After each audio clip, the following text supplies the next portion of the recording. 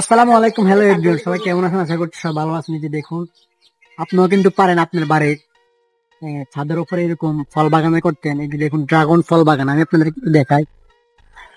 এই যে দেখুন, এই ড্রাগন, অনেকগুলো ড্রাগন এখানে ধরে রয়েছে। একটা আছে, এখানে আছে একটা, ঠিক আছে, ড্রাগন। যে এইটার ভিতরে অনেকগুলো ড্রাগন ধরছে।